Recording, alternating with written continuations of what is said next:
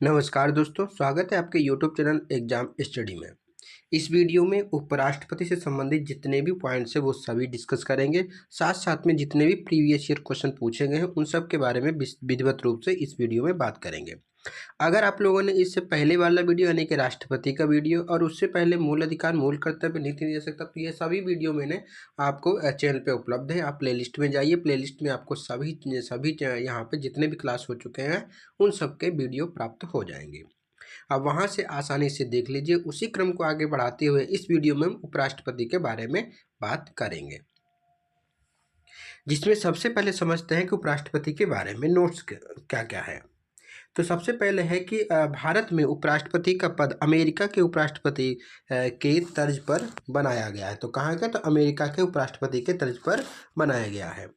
आधिकारिक क्रम में यह पद राष्ट्रपति के बाद आता है। तो आधिकारिक क्रम में ये पद जो है वो राष्ट्रपति के बाद आता है, उपराष्ट्रपति सेकेंड पद।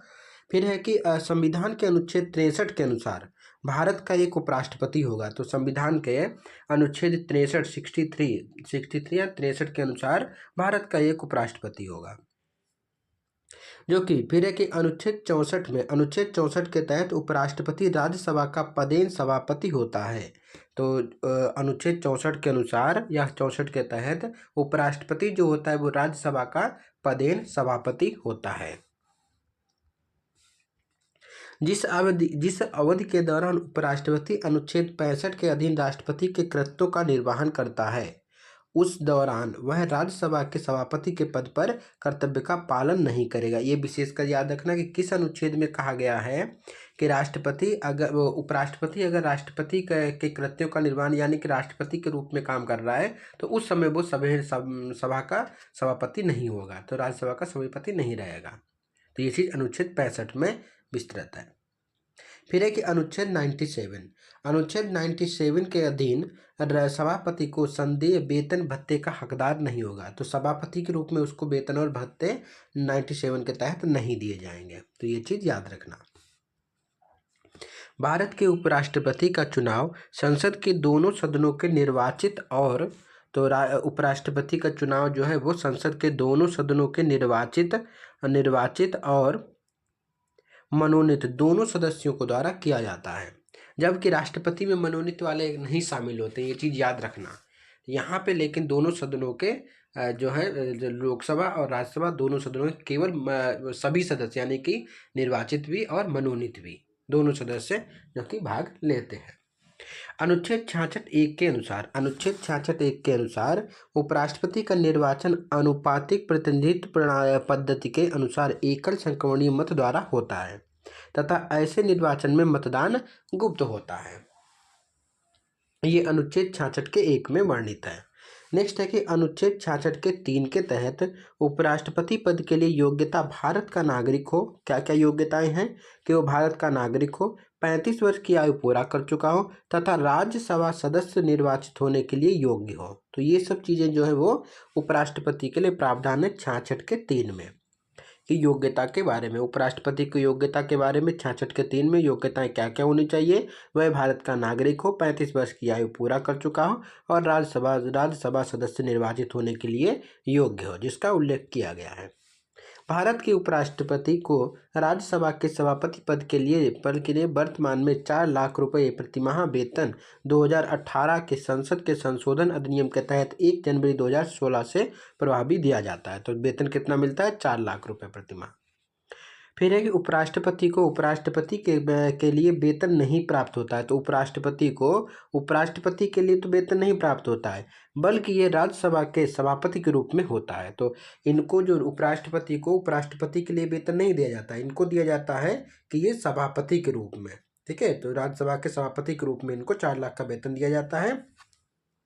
अगर उपराष्ट्रपति के रूप में बात करें तो इनको 0 वेतन दिया जाता है, कोई भी वेतन उपराष्ट्रपति के रूप में इनको नहीं दिया जाता। तो ये विशेषकर याद रखना।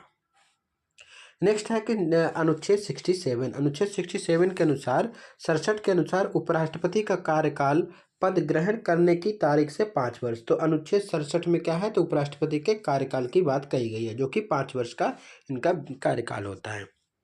नेक्स्ट है कि अनुच्छेद 67 के एक या अनुच्छेद 66 के का या ए के तहत उपराष्ट्रपति राष्ट्रपति को संबोधित अपने हस्ताक्षर सही लेख द्वारा अपना त्यागपत्र दे सकता है। तो उपराष्ट्रपति त्यागपत्र किसको देता है? राष्ट्रपति को। राष्ट्रपति को अपना त्यागपत्र, जो कि 67 के का या ए के तहत। फिर है कि 67 अनुच्छेद 67 के खा या बी के तहत उपराष्ट्रपति राज्यसभा के ऐसे संकल्प द्वारा अपने पद से हटाया जा सकेगा जिसे राज्यसभा के तत्कालीन समस्त सदस्यों के बहुमत ने पारित किया है और जिससे लोकसभा सहमत है। उपराष्ट्रपति अनुच्छेद 69 में वर्णित प्रारूप में राष्ट्रपति या राष्ट्रपति के द्वारा इस निमित्त नियुक्त किसी व्यक्ति के समक्ष पद की शपथ लेता है। तो शपथ का प्रावधान कहाँ है? तो यह है 69 में। तो उपराष्ट्रपति के शपथ का प्रावधान कहाँ? तो 69 में। अब एक बार नज़र डाल लेते हैं कि उपराष्ट्रपति कौन कौन और क्या इनका कार्यकाल रहा है। एक बार इसको भी देख लीजिए, क्योंकि कभी कभी ऑप्शन में आपको देखने को मिलता है कि इनमें से कौन राष्ट्रपति या उपराष्ट्रपति नहीं रहा है। ऐसे भी क्वेश्चन आपको देखने को मिलते हैं। देखते हैं, सबसे पहले उपराष्ट्रपति थे डॉक्टर सर्वपल्ली राधाकृष्ण, जो कि 1952 से 62 तक 1952 से 62 तक कौन रहे? तो सर्वपल्ली राधाकृष्ण। दूसरे उपराष्ट्रपति रहे जाकिर हुसैन, जो कि 62 से 67 तक कौन? जाकिर हुसैन।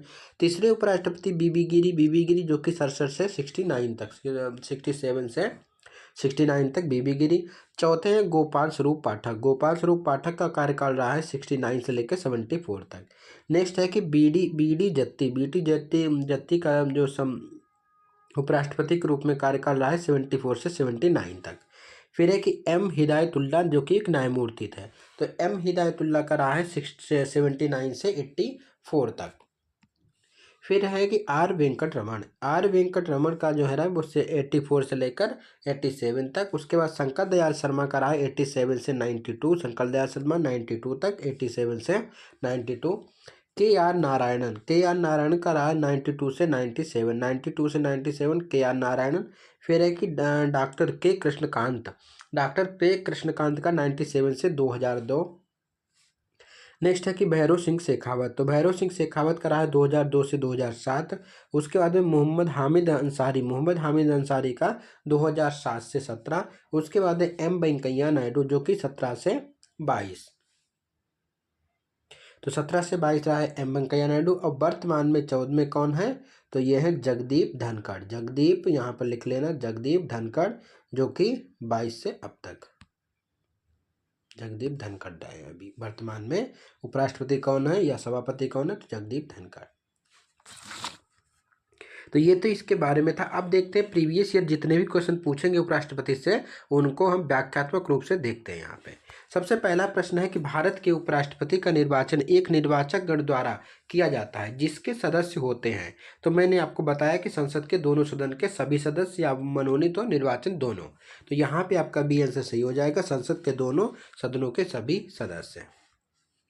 संविधान के अनुच्छेद 66 के 1 के तहत उपराष्ट्रपति का निर्वाचन संसद के दोनों सदनों के सदस्यों से मिलकर बनने वाले निर्वाचक गण के सदस्यों द्वारा आनुपातिक प्रतिनिधित्व पद्धति के अनुसार एकल संक्रमणीय मत द्वारा होता है, तो जिसमें निर्वाचित और मनोनीत सभी सदस्य शामिल होते हैं।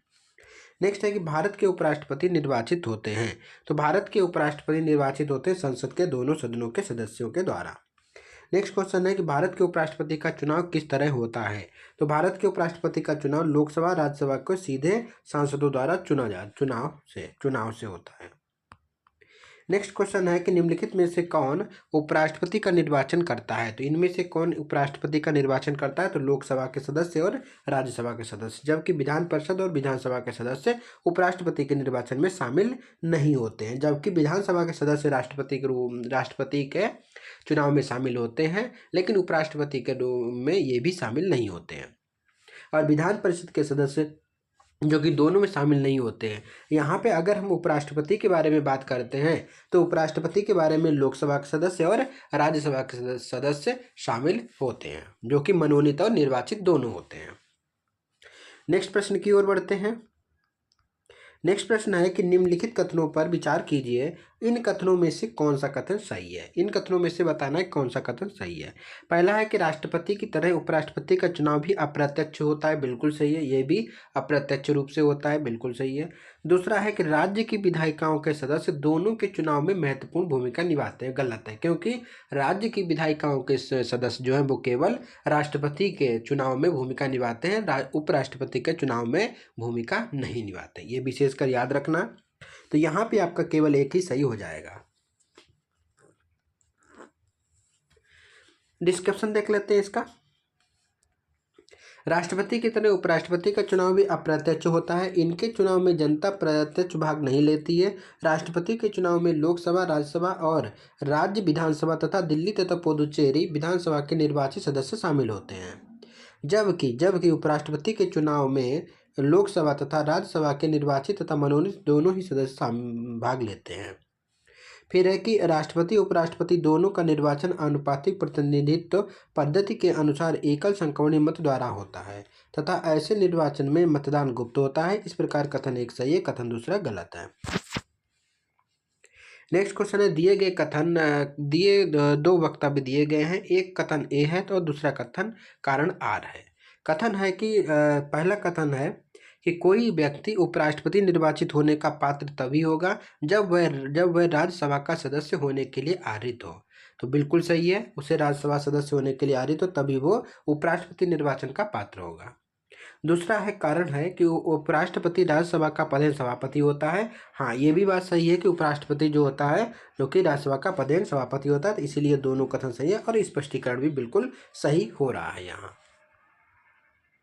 देखिए, कारण तथा कथन की पुष्टि होती है क्योंकि अनुच्छेद 66 के 3 के गा के अनुसार उपराष्ट्रपति बनने के लिए राज्यसभा का सदस्य निर्वाचित होने की आर्हता होनी चाहिए, जबकि अनुच्छेद 89 का 1 एवं अनुच्छेद 64 के अनुसार उपराष्ट्रपति राज्यसभा का पदेन सभापति होता है।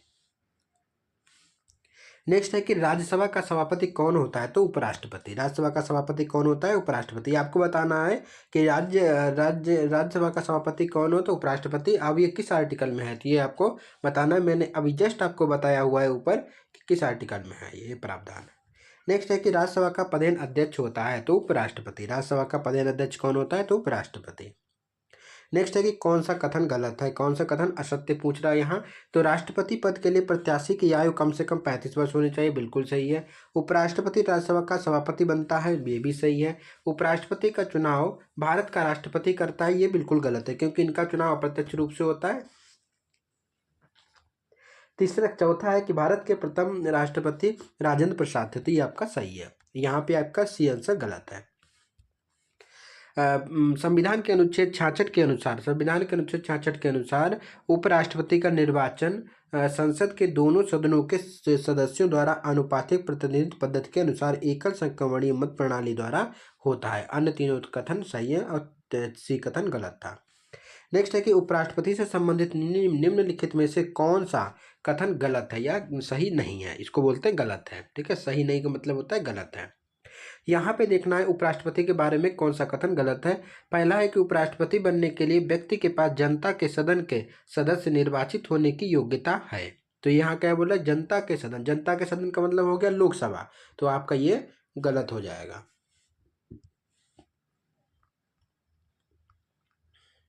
तो जनता का सदन का मतलब होता है लोकसभा, तो ये आपका गलत हो जाएगा।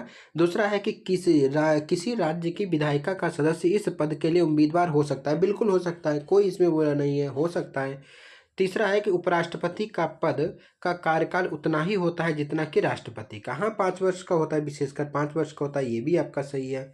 फिर है कि उसको एक औपचारिक महाभियोग द्वारा हटाया जा सकता है, नहीं ये गलत है। ये महाभियोग की प्रक्रिया केवल राष्ट्रपति के लिए। यहाँ पे बोला कि इसको औपचारिक महाभियोग द्वारा हटाया जाता नहीं, इसको क्या नाम है, इसको महाभियोग द्वारा नहीं हटाया जा सकता है। तो इसीलिए ये कथन आपका 1 और 4, हाँ 1 और 4 आपका गलत हो जाएगा। ठीक है, तो 1 और 4 पहला वाला गलत था और यहाँ पे चौथा वाला आपका गलत था। देखिए, उपराष्ट्रपति बनने के लिए आवश्यक है कि व्यक्ति के पास राज्यसभा का निर्वाचन होने की योग्यता हो। इस प्रकार कथन एक गलत है। उपराष्ट्रपति को राज्यसभा में प्रस्तुत सामान्य बहुमत से पारित संकल्प के द्वारा जिसे लोकसभा सहमत हो इससे हटाया जा सकता है। तो महाभियोग की कोई प्रक्रिया ही नहीं है यहाँ पे सिंपल सी बात है कि उपराष्ट्रपति को हटाने के लिए राज्यसभा में प्रस्तुत और सामान्य बहुमत से पारित करके और जिसे लोकसभा केवल सहमत हो बस, तो इसके द्वारा उपराष्ट्रपति को हटाया जा सकता है। इसलिए कथन चौथा भी गलत हो गया। क्योंकि औपचारिक महाभियोग में विशेष बहुमत की आवश्यकता होती है, जो कि ऐसा नहीं है। केवल राष्ट्रपति में ही ये महाभियोग की प्रक्रिया का प्रावधान है जिसमें विशेष बहुमत की चर्चा करता है। नेक्स्ट है कि भारत का उपराष्ट्रपति। तो भारत का उपराष्ट्रपति, इनमें से कथन को चूज करना है। तो भारत का उपराष्ट्रपति भारत का द्वितीय उच्चतम प्रतिष्ठित पदधारी होता है। हाँ बिल्कुल सही है। राष्ट्रपति के बाद किसका क्रम आता है? तो उपराष्ट्रपति का ही आता है। दूसरा है कि इसके पास यानी उपराष्ट्रपति के पास पद से संबंध कोई औपचारिक कार्य या दायित्व नहीं है। हाँ ये भी आपका सही है। कोई भी कार्य या दायित्व नहीं है, ये भी सही है, पहला भी सही है। तीसरा है कि राष्ट्रपति की अनुपस्थिति में उसके कार्यों का निर्वहन करता है। बिल्कुल सही है। राष्ट्रपति अगर नहीं होगा उसके अनुपस्थिति में उपराष्ट्रपति उसके कार्यों का निर्वहन करता है।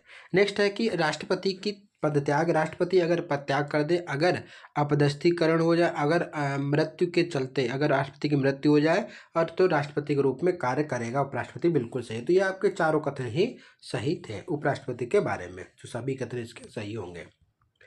देखो यहाँ पे एक्सप्लेनेशन है कि भारत का उपराष्ट्रपति राष्ट्रपति के पश्चात भारत का द्वितीय उच्चतम प्रतिष्ठित पदधारी है और वह राज्यसभा के पदेन सभापति होता है, परंतु उसके पास उपराष्ट्रपति पद से संबंध कोई औपचारिक दायित्व नहीं है। वह राष्ट्रपति के पदत्याग, पदच्युत और मृत्यु की स्थिति या राष्ट्रपति की अनुपस्थिति में उसके कार्यों का निर्वहन करता है। इस प्रकार अभिष्ट उत्तर विकल्प डी सही होगा। नेक्स्ट है कि उपराष्ट्रपति को उसके पद से निम्न में से किसके प्रस्ताव द्वारा हटाया जा सकता है? तो ये हटाया जा सकता है राज्य परिषद के द्वारा या राज्यसभा के द्वारा। संविधान के अनुच्छेद 67 के खा के अनुसार उपराष्ट्रपति को राज्य परिषद या राज्यसभा, काउंसिल ऑफ स्टेट जिसको बोलते हैं, ऐसे प्रस्ताव के द्वारा हटाया जा सकता है जिसे राज्यसभा के तत्कालीन समस्त सदस्यों के बहुमत ने पारित किया है और जिससे लोकसभा सहमत हो। किंतु इस खंड के प्रायोजन के लिए कोई प्रस्ताव तब तक नहीं किया जाएगा जब तक कि उस संकल्प को प्रस्तावित करने की आवश्यक सूचना कम से कम 14 दिन पूर्व ना दी गई हो। तो ये भी प्रावधान है, 14 दिन पूर्व उनको सूचना देनी पड़ती है, जैसे कि राष्ट्रपति में भी है। नेक्स्ट है कि भारत के उपराष्ट्रपति को पदच्युत करने संबंधी प्रस्ताव प्रस्तावित किया जाता है कहाँ? तो केवल राज्यसभा में, केवल राज्यसभा में। लोकसभा तो केवल एक सहमति देता है बस लास्ट में, लेकिन एक पारित कहाँ करना पड़ता है? तो राज्यसभा में। नेक्स्ट है कि निम्न में से किस एक की अध्यक्षता ऐसे द्वारा की होती है जो उसका सदस्य नहीं होता है? यानी कि राज्यसभा का जो सदस्य नहीं होता, यहाँ पूछ रहा है कि ऐसे अध्यक्ष की अध्यक्षता करता है जिसका वो सदस्य नहीं रहता, तो राज्यसभा का। राज्यसभा का अध्यक्ष यानी सभापति तो उपराष्ट्रपति के द्वारा की जाती है, वह राज्यसभा का सदस्य नहीं होता है। नेक्स्ट है कि नीचे 4 युग्म दिए हुए हैं, आपको बताना है, सही युग्म बताना है कि जिसके दोनों महानुभाव उपराष्ट्रपति बनने से पूर्व राजदूत या उच्चायुक्त पद पर रहे हैं। तो राजदूत भी रहे और उच्चायुक्त पद पर भी रहे हैं। तो ये रहे हैं डॉक्टर राधाकृष्ण सर्वपल्ली और बीबी गिरी। तो ये पहले उच्चायुक्त यानी कि राजदूत भी थे। ठीक है, पहले उच्चायुक्त भी थे, राजदूत भी थे और उसके बाद में ये उपराष्ट्रपति के पद पे भी बने। तो डॉक्टर राधाकृष्ण हो गए, सर्वपल्ली राधाकृष्ण जो कि यूएसएसआर के थे, और बीबी गिरी। इसका एक्सप्लेनेशन देख लेते हैं कि जाकिर हुसैन जामिया मिलिया इस्लामिया कॉलेज के प्रिंसिपल और शिक्षा शास्त्री भी थे। डॉक्टर राधाकृष्ण सर्वपल्ली राधाकृष्ण जो कि 1949 से 1952 तक यूएसएसआर के भारत के राजदूत थे। बीबी गिरी 1947 से 1951 तक सिलोन यानी श्रीलंका में भारतीय उच्चायुक्त के पद पर थे। डॉक्टर के आर नारायण जो कि चीन में राजदूत रहे हैं। इस प्रकार प्रश्न विकल्प जो है बी सही होगा, यानी कि के आर नारायण भी थे, ये भी जो है ये चीन के राजदूत रहे, क्योंकि यहाँ पे वी आर नारायण और ये नहीं था, तो इसीलिए यहाँ पे था, लेकिन इनके साथ में जाकिर हुसैन था, तो इसलिए ये गलत हो गया। के आर नारायण था लेकिन बीडी जती था, ये बिल्कुल सही कथन था। बीबी डॉक्टर राधाकृष्ण और बीबी गिरी।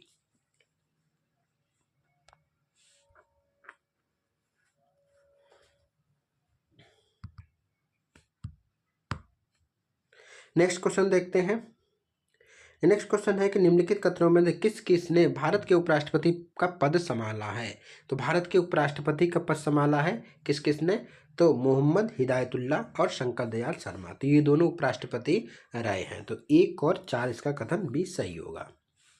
हम लोगों ने पूरी लिस्ट देखी थी, तो इसलिए आप उसको, अगर आपको अभी तक नहीं याद हुआ है तो वीडियो को पॉज करके भी वहाँ से आप पूरी लिस्ट को याद कर सकते हैं। ठीक है, मैंने विधिवत रूप से बताया हुआ है, आप वीडियो को बैक कीजिए, शुरुआत में ही आपको मिल जाएगा। शुरुआत में 2-3 मिनट के बाद जो है वहाँ पे आपको पूरा लिस्ट मैंने बताया हुआ है, वह विधिवत रूप से देख लीजिए 1-2 बार, आपको ऐसे ही याद हो जाएगी। इसका एक्सप्लेनेशन देख लेते हैं कि मोहम्मद हिदायतुल्लाह वर्ष 1979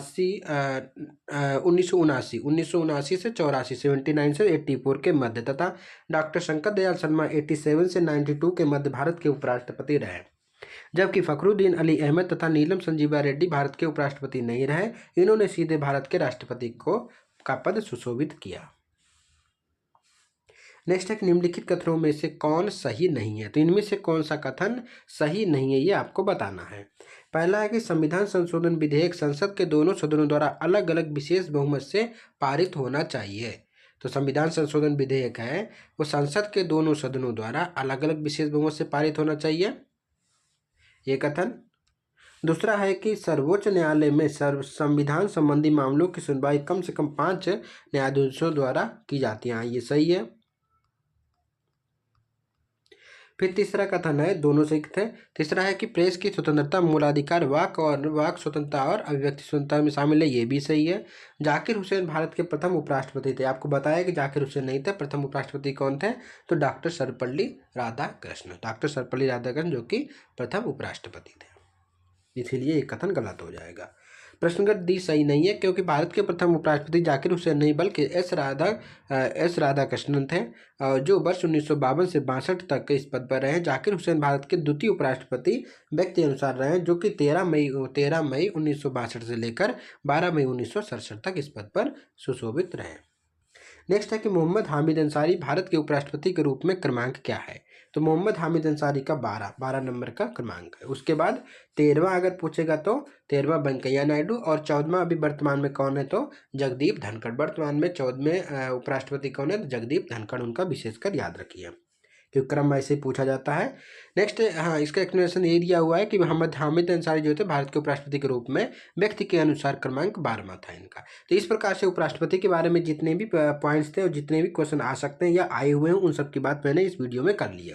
विधिवत रूप से आपको डिस्क्रिप्शन ही बताया है, क्योंकि यहाँ से भी क्वेश्चन आपको डिस्क्रिप्शन से ही उठा के दे देगा, और आपको घटना चक्र से ही लगभग क्वेश्चन आते हैं पॉलिटी के, जहाँ तक मेरी समझ है और मैंने अभी तक जितने भी एग्जाम देखे हैं तो उन सब में देखा गया है घटना चक्र में जितनी चीज़ें दी हुई इतनी चीज़ें आपको अगर याद हो गई तो आपका एग्जाम आसानी से यहाँ से निकल जाएगा। मिलते हैं नेक्स्ट वीडियो में। नेक्स्ट वीडियो में हम बात करेंगे केंद्रीय मंत्रिमंडल की, और मैं अभी कुछ आपको करंट अफेयर की क्लासेस भी कर रहा हूँ, तो उनमें उनको भी आप देखते रहिए। बहुत छोटे छोटे क्लास ले रहा हूँ इसीलिए, क्योंकि वहाँ पे आपको एक एक वीडियो में मैंने बहुत सारे तथ्य दिए हैं, उन सबको एक एक 2 बार अगर आप देखेंगे तो वो बिल्कुल आपको याद हो जाएगा। स्पीडी पूरा कराएंगे, पूरा स्पीडी जो है चल ही रही है अभी, और आगे आने वाले दिनों में और भी वीडियो आपको प्राप्त होंगे। जीएस के भी, करंट अफेयर के भी वीडियो लाएंगे। अभी एमसीक्यू का वीडियो तैयार हो रहा है, जिसमें हम करीब 800 क्वेश्चन जो है एमसीक्यू के वो कवर करेंगे एक ही वीडियो में। ठीक है, तो मिलते हैं नेक्स्ट वीडियो में। नेक्स्ट वीडियो में हम केंद्रीय मंत्रिपरिषद की बात करेंगे, विधिवत रूप से इसको समझेंगे, और इसके द्वारा जितने भी क्वेश्चन पूछे गए वो सभी डिस्कस करेंगे। मिलते हैं नेक्स्ट वीडियो में, तब तक के लिए धन्यवाद, नमस्कार। अगर आप चैनल पर नए हैं तो चैनल को सब्सक्राइब जरूर कर लीजिए, क्योंकि आगे आने वाले दिनों में आपको बहुत सारे वीडियो प्राप्त होंगे। मिलते हैं, बाय, थैंक यू।